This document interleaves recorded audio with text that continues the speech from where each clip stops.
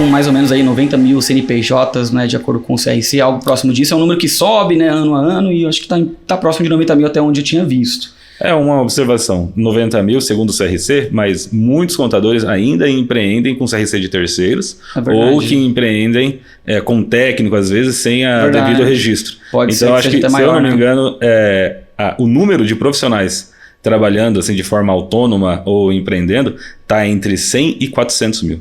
Caramba, cara. Isso aí, cara. E você com 8 anos de mercado de contabilidade, pergunta pra te fazer, qual que é, no teu ponto de vista, o maior aprendizado que você já teve empreendendo no setor contábil, que é um setor que ele é muito rico de informações, né? A gente tem acesso às empresas, tem acesso a informações contábeis, as empresas fazem a gente ter uma leitura de negócio interessante, né? Te pergunto, cara, o que você acha que essa cadeira de empreendedor contábil te proporcionou em relação ao aprendizado que você não aprenderia se fosse, por exemplo, gerenciando uma loja ou uma indústria, que só o mercado de contabilidade teria potencial para te apresentar aí? Cara, o mercado de contabilidade, devido ao relacionamento que se tem com os clientes, desde da ideia de constituição da empresa, da abertura, desde a ideia de orçamento de um contador para abrir uma empresa e conseguir os processos, até mesmo o cliente que busca no contador um apoio por uma crise financeira e falência. O mercado de contabilidade ele nos dá uma visão ampla sobre negócios, na qual o empreendedor contábil, eu acredito que se ele aprender a fazer o trabalho dele bem feito como empreendedor, não como contador, Sim. ele está apto e pronto para empreender em qualquer área. Concordo. Qualquer área. Então não é anormal um contador abrir uma construtora. Não é anormal um contador ter 3, 4, 5, 10 negócios. Sim. Porque ele entende que é uma fórmula. Sim. E uma fórmula bem aplicada. Então, baseada na gestão. Exato. Porque você aprende. Empreendedores, por exemplo, quando você faz uma reunião, que você vê que é uma pessoa lunática, sabe? No sentido pejorativo mesmo. Uma pessoa que sonhadora, mas não é... Você vê que não tem os pés no chão ali. Tecnicamente, está apta para enfrentar as dificuldades do empreendedorismo. Sim. Você fala, não, essa pessoa não vai. Então... Quando o feeling já diz quem vai e quem não vai, é porque você já aprendeu algumas coisas sobre o negócio. Sim, entende? Sim, e além, outra coisa também que é uma consultoria gratuita todos os dias. Todos os dias você aprende com seus clientes. Todos os dias você se relaciona com pessoas melhores do que você em várias áreas. Aprende o que fazer e o que não fazer também, né? Exatamente. O que não fazer principalmente, né? Principalmente. Mas acho que o empreendedor contábil... Nossa, estou estendendo um pouco a resposta, mas é que esse aprendizado, né? Porque dentro dessa resposta tem vários subgrupos, mas por exemplo, o que não fazer você começa a correlacionar ao que os empreendedores dizem ao mercado, mas a realidade por dentro dos relatórios financeiros e contábeis deles. Também tem isso, né? Então, por exemplo, muitas vezes quem está de fora entende que é grande aquele que diz que é grande. Mas quando você é contador, você entende quem é grande por dentro do CNPJ. E não vou dizer que uma coisa anula a outra, mas o contador ele aprende a respeitar e a considerar e entender que um projeto é muito mais inteligente e de longo prazo, aquele que por dentro... Faz sentido.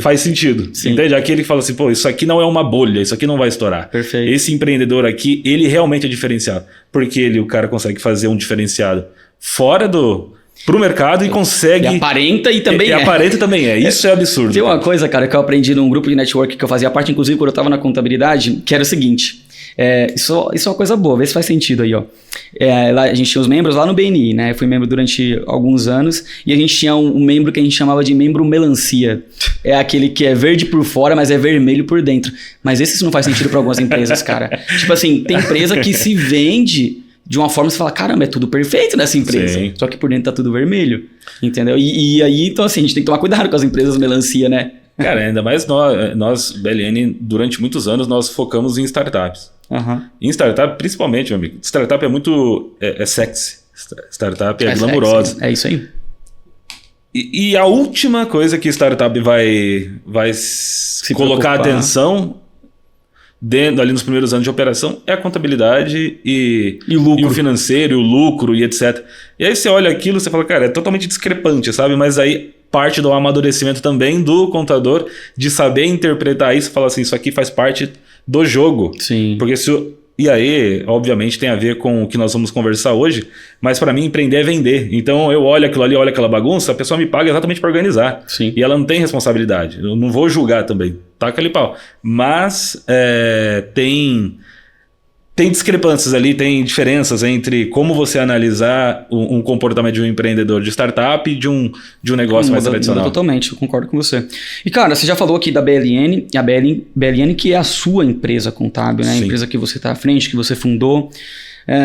Cara, conta um pouquinho aí, como é que foi o início do negócio? O negócio é um negócio jovem, relativamente falando de mercado de contabilidade. Sim. É um negócio jovem. Me conta aí, a gente tem muita coisa para falar sobre a BLN, mas eu queria entender, talvez, fazer uma pergunta aqui para você um pouco diferente do que eu faço. Como é que foi o processo? Você, sei lá, vamos imaginar um cenário aqui. Claro.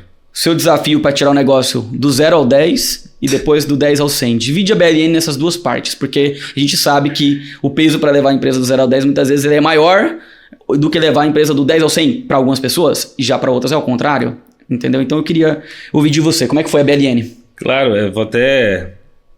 Em qualquer construção, a parte de alicerce é a que menos chama atenção, mas é a que mais, você mais leva tempo e mais gasta. Sim. Mais coloca investimentos ali, né? É onde você toma a decisão, é onde você inicia todo o projeto. A BLN não foi diferente. A parte do alicerce para mim foi... Resumo da ópera, eu era do mercado, trabalhava numa usina, interior de São Paulo, dava aula de contabilidade, qual cidade você trabalhava? Conta aí. Assis. E só quantos quilômetros aqui de São Paulo são? Cara, uns 450 quilômetros de São Paulo. 450 quilômetros, né?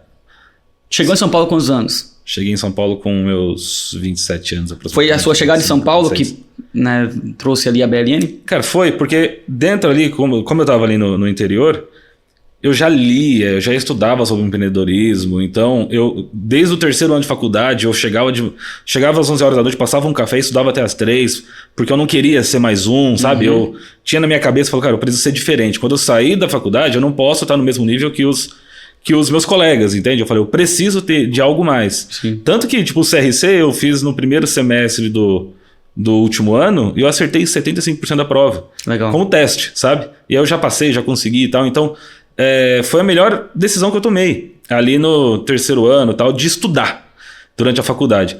Só que na hora que eu me formei, eu vi que eu estava no mercado e eu não queria jogar o jogo do mercado corporativo, sabe? Eu trabalhava carreirista, não queria. E aí não é falando mal, não era para mim. Sim, então, sim.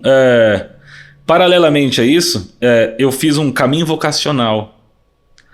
No sentido religioso, de entregar minha vida para a missão. Caramba. E o que tem a ver isso, né? Porque, tipo, quando você me chamou para vir para cá, eu tava pensando sobre a minha história. E eu gosto da minha história. E toda vez que eu reflito sobre a minha história, eu trago pontos, porque a gratidão é um exercício, né? Com certeza. E aí eu trago pontos, tipo, como que eu cheguei até aqui? E eu tento revisitar a minha história, para não falar besteira, etc. E ali, eu lembro que paralelamente a essa vida que eu tinha no interior, de um emprego estável, eu tinha uma moto, tinha um carro, morava com meus pais, dava aula à noite, tava bem. Quantos anos você tinha nesse momento? 24 anos, 25 Super anos. Super jovem, já tava relativamente estabelecido. Tranquilo, pô. Pra interior, era só fazer meu financiamento do meu apartamento ali, casar e tá tudo certo, entendeu? Sim, tipo assim, estabilizou, tá tudo certo. Só que a minha referência não tava ali regional, porque eu estudava, eu vinha para evento, então minha cabeça já era... Eu tava insatisfeito com o que eu tinha, mas não sabia o que eu queria. Entendi. E lembra...